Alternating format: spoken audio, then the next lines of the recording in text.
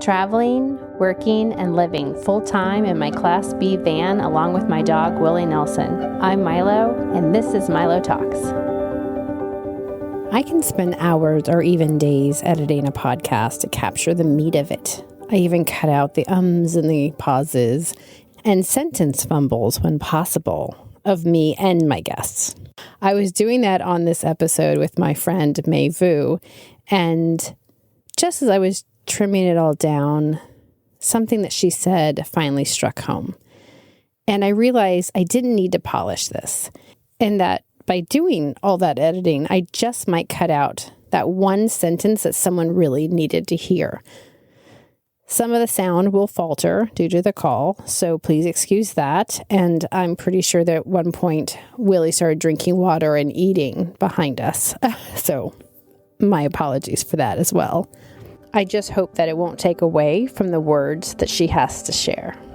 So this is my phone call with my friend, author, and coach, Mai Vu, as she explains her technique on helping people listen to their inner voice. And so yesterday when we were talking about your series of signs and listening to signs from the universe and how people are asking for a sign and listen to signs, and then you had that brilliant question of like, well, what about signs within ourselves? How are we listening to ourselves? And I'm so excited that you invite me into this conversation, because that is my throbbing love.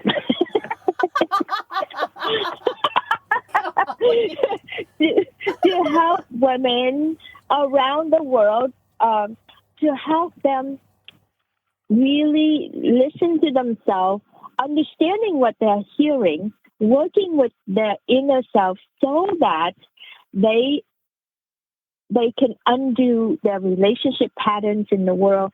They can create the kind of results that they have been working so hard to get to, and yet for some reason things keep falling apart on them. The harder they work, the worse relationship gets, or the harder they work, the more overlooked they are at work, and they just don't understand why it's happening to them.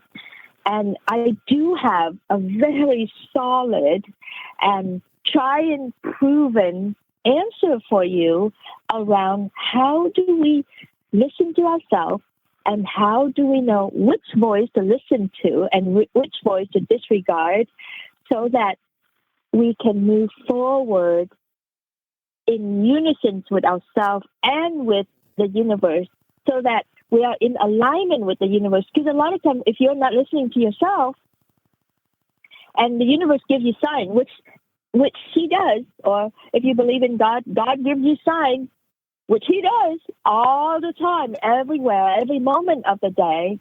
But because we are not listening to ourselves, or we don't have the capacity to listen to ourselves, we don't have the capacity to listen to God or the universe out there. So there's always this hiccup or mismatch. I find that, someone will have the answer, right? Someone knows. Like, I have a friend who overworks herself. She and I have talked about this over and over and over again. It keeps coming back. So New Year's resolution comes. She makes a determination and says it out loud. And she's like, I'm going to stop this behavior, right? I'm going to stop doing this. A week into it, she's already back into her habits. She's already doing the things that she did before. And then again, weeks later, she's tired. She understands, oh, I blew it. But you don't have to make a New Year's resolution at New Year's. You don't have to start something on a Monday, right? You can start and choose to make it, make that decision the next day. So I see her in a habit. I see her in a pattern that she really, even though she can say it, she can get, and then she can have a sign from the universe saying, you are overworking. But she will fall into those same habits, even after her voice and the universe's voice, and then she slips. So you're saying there are ways to stop falling in on ourselves and making the same bad mistakes. And it's really because she and most women in the world don't know about your 3 P's. 3 P's, like 3 peas in a pod. the P. Okay. And this is good. I've not heard of I have this. played with this metaphor, this archetype, this concept for the last 15 years now, with myself as the biggest practitioner, the biggest guinea pig of this concept. But I have since rolled it out for women in California. It works for women in the East Coast. It works for women across the pond in Europe, London, and Sweden. It worked. And then I went to Vietnam, and it's like, oh my God, this works too. And because everywhere I went, I keep thinking, ow, it's just me. Then it's like, no, this concept is actually universal. And then I roll it out to Californians, and they're like, oh, that's just Californian. We live in a bubble. But no, it helped us understand what is happening. And then I went to Europe with it. I went to Asia with it. I even went to Azerbaijan, which is a Muslim country squished between Turkey, Iran, and the Soviet Union. I did not think that people there would resonate with my 3Ps concept, and they totally get it too. So I'm so excited to tell you about this, and this is going to help your listeners on how to decipher which voice to listen to and stop caving in on yourself. How's that for a selling point? Oh, I love it. Oh my gosh. Okay. So, all right, you ready? Roll out your sleeves. Here we go. I am so ready. I am sitting down and I am ready for this. This is why you met me in the desert. I feel like I'm like, okay, there's a reason you and I randomly cross paths. And just so everyone knows, I may say this later, but you just walked by Willie and I were up on this kind of hill, and you were taking a morning walk with another friend, and the two of you walked by, and we started to chat. And from there comes this. I mean, you have to follow the signs, and when the universe give you signs, just follow it. But it takes so much to follow that sign, right? Let's just start with that story, because we were walking along the way. She actually was a client of mine who became a friend, and we were like, catching up and all this stuff. And I saw your van, and we have similar looking vans, so I'm already intrigued. And it took a lot of bravery to walk across the desert to go to you. And who knows if you were receptive or not, right? So there was a lot of healing had to happen inside me as a human being to be calm enough and be brave enough to approach someone, a stranger, out in the middle of nowhere, trying to respect your boundaries, trying to respect keeping us safe, blah, blah, blah. All of that crazy noises that goes on in our head, right? Because the one voice that said, go talk to this person is countered by 100 other voices inside my head that says, no, don't do that. It's too early. It's rude. We don't know them. What if, she has a dog. What if the dog bites us? Oh, no. All this stuff that goes on all the time that would have me cave in and resort back to being shy, afraid, fearful, and off-putting. And I saw you walk out away from the rigs to go on your walk, and I was waiting for you all to return so I could say hello. And I just didn't want to be stalkerish and weird, but I was like, I'm talking to these people. I'm waiting. Right? In fact, I think I said, wow, that was a really long walk. How far did you go? Because I'm like, you were gone for so long. I waited for so long to talk to you. But you see, I'm going to guess that you two have done so much healing with yourself so that you can arrive at a place where you're traveling by yourself with Willie. And at the same time, in that moment, you could have backed down by all the other noises in your head, but you chose that one voice that said, no, I'm going to talk to these people. I feel a connection. I trust this sign. I'm going to go forward. So it's the behind the scene that we often overlook and don't understand how it works. That, most people just go, oh, you two married. They say, how cool is that? That's so cool. They don't think of what did it take for these two women to really be able to meet and form a a relationship, really, out of that simple act like that. And then what does it take to sustain this friendship, this budding friendship? So anyway, so that's where my 3 Ps analogy, metaphor, or I call it my signature body of work, really help me understand myself and other people in the world and know how to interact and choose the sign that is given to me and follow it without questioning and with trust and knowing that I'm completely safe to follow that sign rather than following the sign and feeling trepidation and fearful that this might turn out bad. Right? There's a lot behind the scenes to this. Okay. So let me just get to it. The 3 Ps.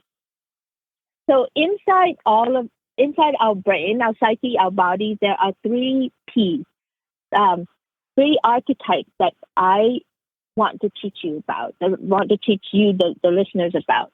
The first P is someone that you know very well, and I lovingly call her my peasant woman. She, without even me explaining, what do you intuitively think of her? What do you know about your peasant woman? Ooh, I would imagine as soon as you say it, my visual is that she is meek and quiet and she's just stripped of everything and just the raw form of self. Am I close? The raw form of your physical self. Yes. Some people are meek, are mild, are quiet. It's just this physical being, and she works really hard, right? And she tries really hard. She tries to be independent. She tries not to be a pain in the butt for other people. She tries to be good. She tries to be kind. She tries to be loving. She tries to be accepting. She tries a lot. Unfortunately, she often second guesses herself. She's fearful of the world. She's unappreciated, unseen, misunderstood. Oh my God, our peasant women are just misunderstood all the time.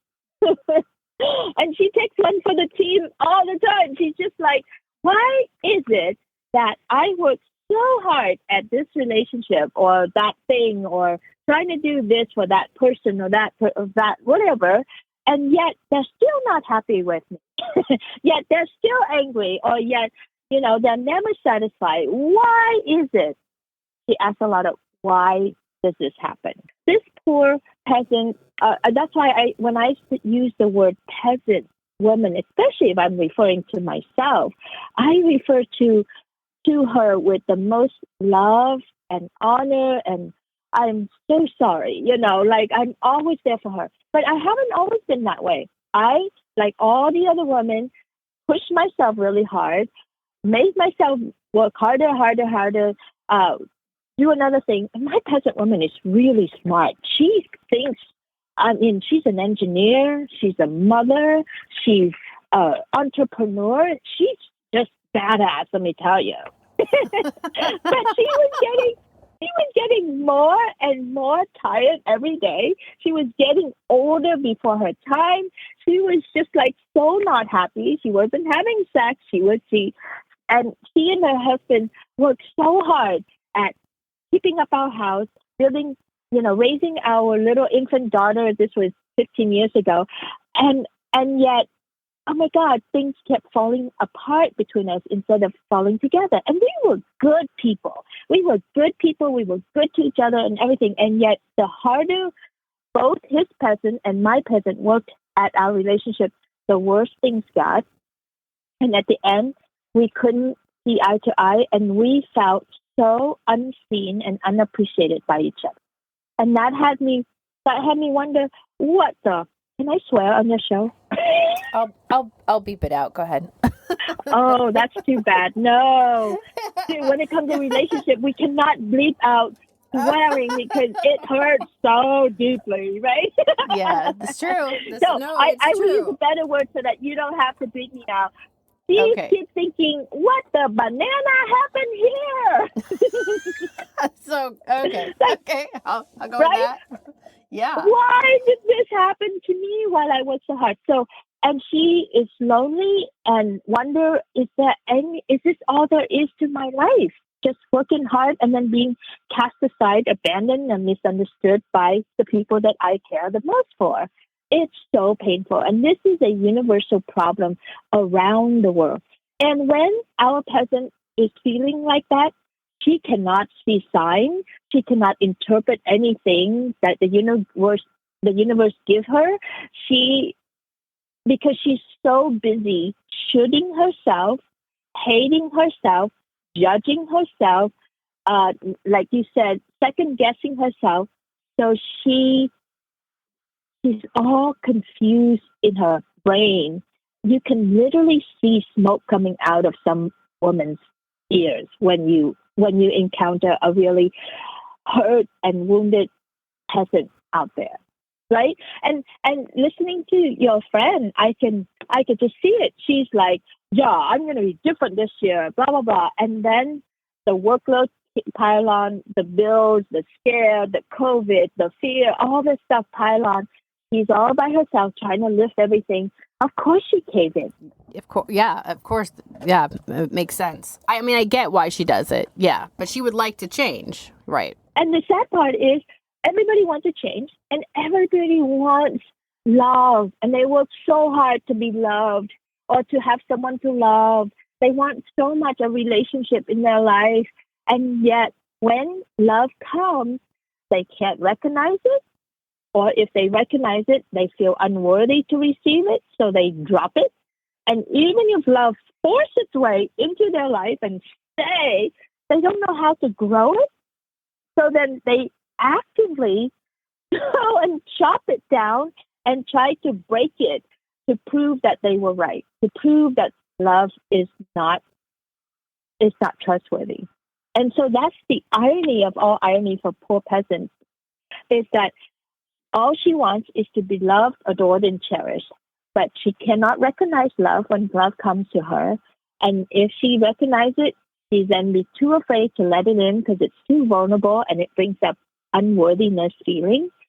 And if love insists and forces its way in, then she's going to spend the rest of the time trying to break it down because she doesn't trust it. And that's why I exist. Because I am made up of a peasant woman too. I'm so exactly like I described. Even now, I'm in a great relationship. I can still see my peasant try to cut him down, try to like get all grumpy and everything. And then I have to tend to her. I have to get in there and really be with her to tend to her. And that, my friend, is the segue to the other two P's. Okay. We need the other two P's. Set. Okay. All right. I'm ready. I'm ready for the other two. Okay. So, but what's missing is that this woman thinks she's all alone in here and she has to do it by herself. She doesn't know about her other two P's. And the other two P's are her best friends who will support her, guide her, and create magic for her. If we could just love the peasant woman enough so that she can calm down, so that she can let the other two P's come in to help. So the first P. Now this first P, when I say it, it may trigger some of your listeners out there who are really entrenched in their peasant. We have a love-hate relationship to the second P, which is, might you guess what that is? Wait, did you say guess what it is? Yeah. I think you said it. If there was another archetype that could be helpful to us, what might it be starting with the letter P? It would be our passion. Close. Actually, that is a quality of the second P, which is your princess. Oh. And the princess does hold your passion. The princess loves and oozes love and joy. So let me just do a little caveat. Most people who hear of the word princess, they think of a little girl princess in the pink tutu, with the little tiara, the fake plastic tiara on top. Right. That is not the kind of princess that I'm talking about. Or they think about a diva kind of princess that is super spoiled and it's all about them. That is so not what I'm talking about either. Both of those are not princesses. They are pretend princesses. The real princess inside us is the place inside us that knows our birthright. I'm going to say that word again because in the peasant language, we don't use words like birthright. We use words like, it's my duty. I have to work hard. In the princess world, we use words like birthright. This is our birthright. It's our birthright to be born, to be cared for, and to dance with the universe and with humanity and to co-create so that everybody is elevated and lifted. Nobody taught us that. Not in grammar school, not in kindergarten, not at home. This is why we are so separated from our princess self. But if you think about it, if there's a little baby girl, no matter what color, what shape, where she's born, when she pops out of us, of the mom, everybody looked at her and going, oh, precious, you're the most precious being. We would do anything to take care of you, right? Right. Even for 1 second, right? And the next minute, something goes awry. But really, every time you look at a little baby girl or baby boy, it's a prince, but I want to focus on the woman first, is that we look at the baby and we know exactly what needs to be done for that baby, to care for exquisitely, to to protect, to love, to adore, to cherish. This is our birthright. Unfortunately, because of life circumstances and nobody had told us this and all that stuff, that sense of birthright to be loved and protected are quickly, for some people, destroyed by mom and dad who may have alcoholism or who are poor. My parents were poor, so they were angry, and my dad was super angry because he was so stressed out with his life. And so he was a raging lunatic, and he thought that by raising us, by hitting us, to scare us and to shape us, that he was with that. Well, he scared the shit out of my little princess. Really, I lost my princess a long time ago. I never actually knew her. My dad never knew how to treat me like a princess. So I was limping along like a peasant, thinking that I'm worthless. I should be working hard, and all the good things are for someone else, and it was never for me. So I never knew my princess. I felt more comfortable in kitchens than in the living room, talking to people as an equal. I was so subservient, so hidden in the background because I was so insecure with myself and I didn't understand my birthright. So that connection with the princess part inside us is so important because our princess reminds us and helps us to put ourselves as equal to others and to elevate ourselves and elevate others into our rightful place to be. It needs to be fostered and guided by our grandmothers, our aunties, our parents, whoever that does it. Well, I had glimpses of my princesses, but being born in Vietnam, in the middle of the Vietnam War, and then having to escape when I was 9 and 10 years old, and being the boat person, immigrant person that fresh off the boat, I was one of those in America right into my teenage year. None of those things fostered a relationship to your princess. It taught me how to relate to other women, how to be humans with others. So I'm very grateful for what happened. But when I was just trying to make it on my own by my peasant self, life was just hard work. When I started making connection to my princess in my 30s, that's when, like I was 34 or 35, that's when I started being curious. Like, is there more to life than this, what I'm doing? And I started establishing a connection to my princess self, and she started talking to me, and I started listening to her talk about sign, right? I mean, I remember a workshop that I went to, and I told the workshop leader, I said, usually when I go to a workshop, a personal growth workshop like this, I would volunteer to be in the kitchen so that I can be useful, so I can help, because that's the only way I know how to relate to people.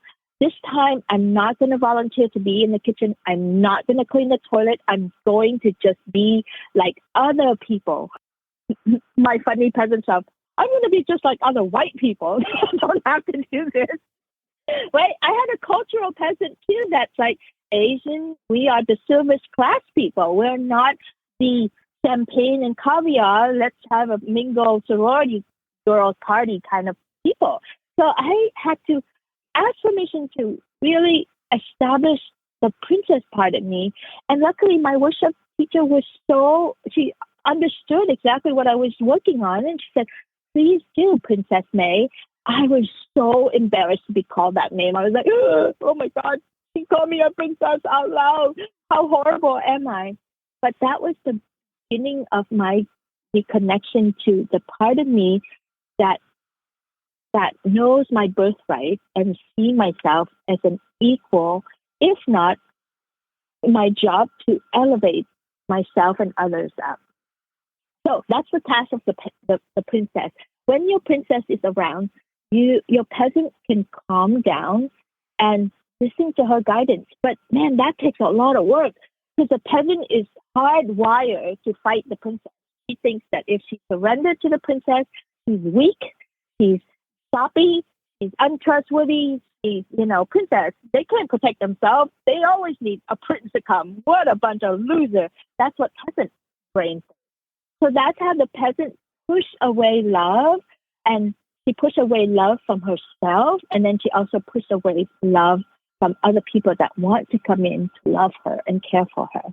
So the relationship between the peasant and the princess is not an easy one. It takes a lot of persistence and guidance to help someone feel safe enough with their peasant, to have the peasant feel seen and appreciated enough to really surrender to the guidance of the princess. The princess alone will make the peasant's life better and bring more joy to her, but that alone is not enough. You need the third piece to complete the set. And the third piece, usually, most people don't know, guess this piece, but I'm going to give you a shot at it anyway, because we're different. So what might a third a third archetype be? Yeah, I seem to go to I'm going the wrong way. I'm thinking prisoner for some reason, so I feel like I'm way off. So what is it? Yeah, so that's so interesting that your brain goes to prisoners. Well, prisoners is an aspect of your peasant. So, like a big aspect of the peasant, because the peasant always feels prisoner of her life, her circumstance. The opposite from is a priest. Oh, yeah, I was never going to guess that. Yeah. Well, you're not alone, honey. You are in with 99% of people in the world, because, first of all, the word priestess is not spoken commonly in our language, in our culture, not in any culture, not in Sweden, not in Asia, not in Azerbaijan, not anywhere, because it has been taken away from us. In the old days, back in Salem time, when a woman is strong, and if she has wisdom, if she has knowledge of the plants or whatever, she accesses this wisdom, she's called a witch, and she's burned at the stake or hung or drowned, right? So priestess is something that got wiped out of women's psyche a long time ago. And basically, priestess is our own innate power, our own innate purpose in life, power and purpose. And she has deep wisdom that scares the bejesus out of churches, out of men, out of politicians. Like, as soon as you said it, like, even my hackles went up a bit. Like, I didn't know where it was going. And then as you start to describe it, I'm like, wait a second, why am I fearful almost of that word? Like, because you're right. We've been scared away from it. You've been taught to be fearful of that word. That's too much, right? Who in their own right get to be a priestess? That's too much. Arrogant. You stand out too far, too loud, too bold, too. Oh, now that you say it, I want to be that. Right? But actually, the good news is you are that. I've seen your painting, honey. This is why I was drawn to you. I'm like, oh, I see her priestess at work through her painting and through your work. Like this podcast, all three P's are in this podcast. Your peasant is working so hard in recording and editing everything to make it perfect and beautiful. And then your princess is like, she wants to offer the world something beautiful, useful, and loving to help others move forward. And then this is your priestess purpose calling. It's like, Milo, you have a voice, you have wisdom. We are going to synthesize what you have lived through and present it to the world, and we're going to guide the world through these podcasts. I would love that beyond words. I mean, that's why I picked up the microphone in the first place, was to share, and to, in that sharing, to help others find their way as I have been finding mine. So yes, that's fantastic. Okay. This is very exciting. Right? You can see now that, oh my God, all my three P's are at work. I didn't know. Oh my God, that's so cool. Yes, exactly that. With that much enthusiasm.